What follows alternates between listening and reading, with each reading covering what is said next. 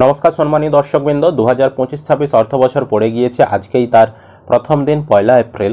এই 1 এপ্রিল থেকেই দেশ জুড়ে আয়কর, ব্যাংক, শেয়ার বাজার নানান বিষয়ে নতুন নতুন নিয়মের পরিবর্তন হয়েছে, নতুন নতুন নিয়ম চালু হয়েছে, যেগুলো আপনাদের জেনে রাখা অত্যন্ত গুরুত্বপূর্ণ। নইলে বিপদে পড়তে হতে পারে আপনাদেরকে, বা জরিমানা দিতে হতে পারে। কি সেই নিয়ম বিস্তারিত আলোচনা করব আজকের এই ভিডিওতে। তার আগে ছোট্ট একটি অনুরোধ, চ্যানেলে যদি নতুন হয়ে থাকেন চ্যানেলটিকে অবশ্যই সাবস্ক্রাইব করে রাখবেন, বন্ধুদেরকে ভিডিওটা শেয়ার করে দিবেন, আর ভিডিও ভালো লাগলে অবশ্যই একটি লাইক করে দিয়ে যাবেন। দেখুন, এখানে বলা হচ্ছে আজ থেকেই আয়কর, ব্যাংক, শেয়ার বাজারে নানা বদল। আজ মঙ্গলবার 2025-26-এর নতুন অর্থবর্ষের প্রথম দিন থেকেই অর্থনৈতিক ক্ষেত্রে বেশ কিছু নিয়মের পরিবর্তন হচ্ছে। ব্যাংক, শেয়ার বাজার, আয়কর, বিভিন্ন বিনিয়োগ প্রকল্পে আসছে পরিবর্তন। আয়করের ক্ষেত্রে কি পরিবর্তন আসছে না, 2025-26 অর্থবর্ষে 12 লক্ষ টাকা আয় পর্যন্ত কোনো আয়কর দিতে হবে না চাকরিজীবীদের বা সাধারণ পাবলিকদের। 87A ধারা ট্যাক্স রিবেট 25,000 টাকা থেকে বেড়ে হবে 60,000 টাকা। এছাড়াও ইউপিআই একটানা 12 মাস ধরে যে সমস্ত ইউপিআই নম্বর ব্যবহার হয়নি সেগুলি নিষ্ক্রিয় অর্থাৎ ডিঅ্যাক্টিভেট করে দেওয়া হবে। আপনার কোনো ফোন নম্বর যদি দীর্ঘদিন ব্যবহার না হয়ে থাকে এবং সেই নম্বরে যদি ইউপিআই থাকে তাহলে তা 1 এপ্রিল থেকে আর কাজ করবে না। এছাড়াও ব্যাংক পরিষেবা, স্টেট ব্যাংক অফ ইন্ডিয়া অর্থাৎ এসবিআই, পাঞ্জাব ন্যাশনাল ব্যাংক অর্থাৎ পিএনবি এবং কানাড়া ব্যাংকের সেভিংস অ্যাকাউন্টের নির্ধারিত মিনিমাম ব্যালেন্স রাখতে হবে গ্রাহকদের, না হলে জরিমানার মুখে পড়তে হবে।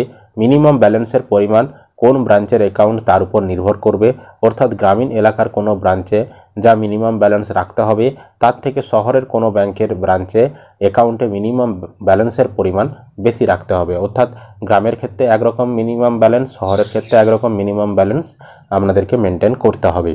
এছাড়াও এটিএম পরিষেবা, আজ থেকে এটিএম থেকে ফ্রিতে টাকা তোলার সর্বোচ্চ সীমাতেও পরিবর্তন আসবে। প্রতি মাসে অন্য ব্যাংকের এটিএম থেকে মাত্র 3টি লেনদেন বিনামূল্যে করা যাবে। এরপর থেকে লেনদেন প্রতি 20 থেকে 25 টাকা করে ফি কেটে নেওয়া হবে।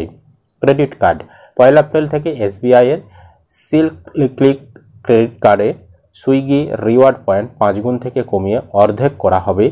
এছাড়াও এয়ার ইন্ডিয়া সিগনেচার পয়েন্টেও 30 থেকে কমিয়ে 10 করা হবে। এছাড়াও IFD, first bank, club, Vistara, milestone রিওয়ার্ডের সুবিধাও বন্ধ করে দেওয়া হচ্ছে। এছাড়াও শেয়ার বাজার, আধারের সঙ্গে প্যান সংযুক্ত করা না থাকলে 1 এপ্রিল থেকে কোনো ডিভিডেন্ড পাওয়া যাবে না। প্যান আধারের লিঙ্ক না থাকলে ডিভিডেন্ড ক্যাপিটাল গেনের জন্য টিডিএস বেশি পরিমাণে কাটা হবে। অন্যদিকে বাজার নিয়ামক সংস্থা security and exchange bureau of India অর্থাৎ সেবি নতুন এনএফও কঠোর বিধি কার্যকর করবে। বাধ্যতামূলকভাবে এএমসিওগুলিকে ইউনিট বরাদ্দের তারিখ থেকে 30 দিন কার্যদিবসের মধ্যে তহবিল তৈরি করতে হবে। এছাড়াও জিএসটিরও নতুন নিয়ম চালু হয়েছে। যেসব হোটেলের কোনো ঘরের একদিনের ভাড়া 7,500 টাকার বেশি, সেক্ষেত্রে 18% জিএসটি লাগু হবে। তো এই নিয়মগুলি পরিবর্তন হচ্ছে 1 এপ্রিল থেকে।